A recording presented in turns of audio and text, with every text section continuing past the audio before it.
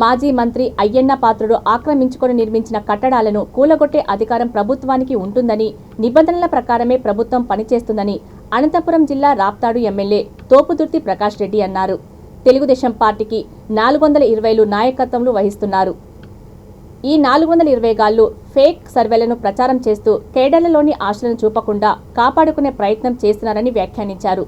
వాడెవడు లోకేష్ ఎప్పుడైనా అసెంబ్లీకి ఎన్నికయ్యాడా, నామినేట్ చేస్తే పదవులోకి వచ్చాడు, సర్పంచ్ అయ్యాడా, వాడు మెంబర్ అయ్యాడా, అతని గురించి మేమేమీ ఆలోచించేది లేదు అని మండిపడ్డారు. లోకేష్ పాదయాత్రను అడ్డుకునేందుకు ప్రభుత్వం జీవో తెచ్చిందా అని విలేకరులు ప్రశ్నించగా ఆయన పై విధంగా స్పందించారు.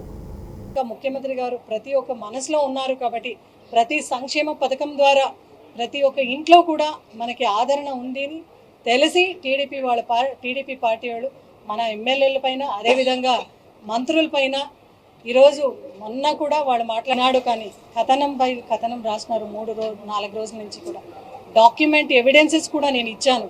ఈరోజు కూడా టీడీపీ వాళ్ళకి కళ్యాణదుర్గంలో ఉన్న టీడీపీ పార్టీ వాళ్ళందరికీ కూడా ఓపెన్ ఛాలెంజ్ కూడా ఇస్తున్నాం.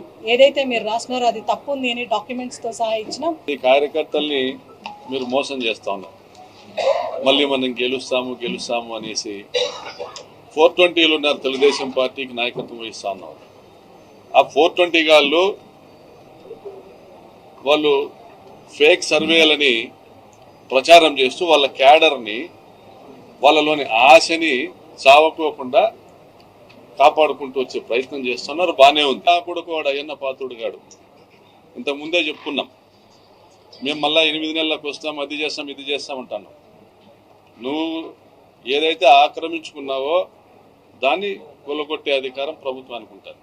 అది చంద్రబాబు నాయుడు ఆయన కరకట్ట మీద కట్టుకున్నటువంటి అక్రమ నిర్మాణమైనా లేదా అయ్యన్న పాత్రుడిదైనా 5 సంవత్సరాలు మీకు అధికారం ఇస్తే మీరు ప్రజల్ని వంచి మోసం చేసి ప్రజల చేత తిరస్కరింపబడి మీరు దాచుకున్న ఈరోజు మీరు మాట్లాడుతూ ఉన్నారు.